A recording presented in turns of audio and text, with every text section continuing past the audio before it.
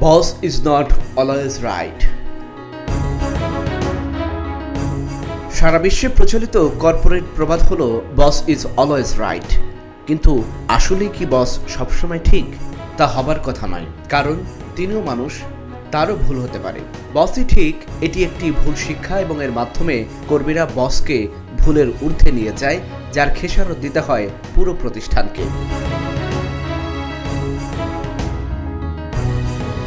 আপনার যদি একজন মহান বস থাকে, তাহলে আপনি আপনার বাকি কাজের জীবনের মধ্য দিয়ে মসৃণভাবে যাত্রা করতে পারেন। আপনার যদি একজন খারাপ বস থাকে, তবে আপনি কর্মজীবনে অবশ্যই খারাপ পরিস্থিতির ভেতর দিয়ে যাবেন, মানসিকভাবে বিপর্যস্ত থাকবেন। আমাদের সমাজে তোষামোদের সংস্কৃতি আসল সংস্কৃতি।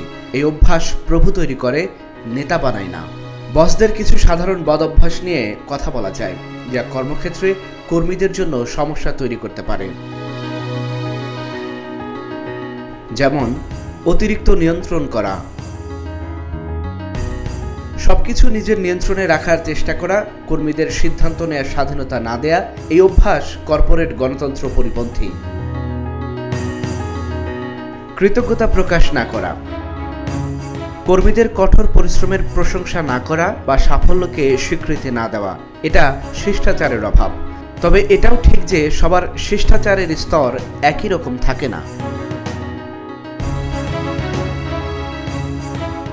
অন্যায় সমালোচনা করা, সুনির্দিষ্ট পরামর্শ না দিয়ে অহেতুক সমালোচনা করা, এর কারণে কর্পোরেট ফোকাস নষ্ট হয়, কর্মীদের মোটিভেশনাল স্পিরিট কমে যায়। পক্ষপাতিত্ব করা, কয়েকজন কর্মীর প্রতি অতিরিক্ত পক্ষপাত দেখানো, এতে করে কর্মীদের মধ্যে প্রতিযোগিতার পরিবেশ আর থাকে না।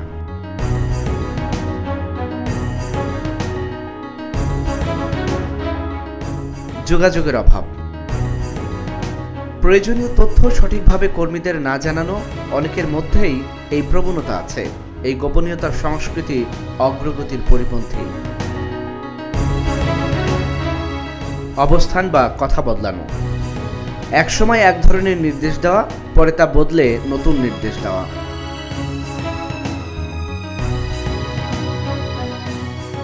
অসন্তোষ ছড়ানো, নিজের ব্যক্তিগত হতাশা বা রাগ কর্মক্ষেত্রে ছড়িয়ে দেওয়া। অনুপস্থিত থাকা, কঠিন সময় বা গুরুত্বপূর্ণ মুহূর্তে কর্মীদের পাশে না থাকা। অন্যদের কৃতিত্ব নিজের বলে দাবি করা, কর্মীদের কাজের ফলাফল নিজের নামে চালানো। অযথা কাজের চাপ দেয়া, বাস্তবসম্মত কাজের সীমা না রেখে কর্মীদের উপর অতিরিক্ত চাপ দেওয়া। এমন বস পেলে আপনি যা করবেন, শান্ত থাকুন। সমালোচনার সময় সংযম বজায় রাখুন। প্রতিক্রিয়া দেখানোর আগে শোনার চেষ্টা করুন। উত্তেজিত হয়ে প্রতিক্রিয়া জানালে পরিস্থিতি খারাপ হতে পারে। গঠনমূলক কিছু খুঁজুন। সমালোচনায় যদি কোনো যৌক্তিক দিক থাকে, তা বোঝার চেষ্টা করুন। মতামত দিন। যদি আপনি মনে করেন সমালোচনাটি সম্পূর্ণ অন্যায্য, তাহলে বিনয়ের সাথে আপনার দৃষ্টিভঙ্গি তুলে ধরুন। উদাহরণ দিয়ে বোঝানোর চেষ্টা করুন। বসের দৃষ্টিভঙ্গি বোঝার চেষ্টা করুন। আপনার বস হয়তো চাপের মধ্যে আছেন, যা তার আচরণে প্রভাব ফেলছে। পরিস্থিতি বুঝে তার সঙ্গে যোগাযোগ করুন। পরিবেশ পরিবর্তনের চেষ্টা করুন। যদি অহেতুক সমালোচনা নিয়মিত হয় এবং এটি আপনার কাজে বা মানসিক স্বাস্থ্যে ক্ষতি করছে, তবে বিষয়টি ঊর্ধ্বতন কর্তৃপক্ষকে জানানোর বা চাকরি বদলানোর কথা ভাবা যেতে পারে। সবচেয়ে গুরুত্বপূর্ণ হলো নিজের আত্মবিশ্বাস ধরে রাখা। অহেতুক সমালোচনা আপনার দক্ষতার মাপকাঠি নয়।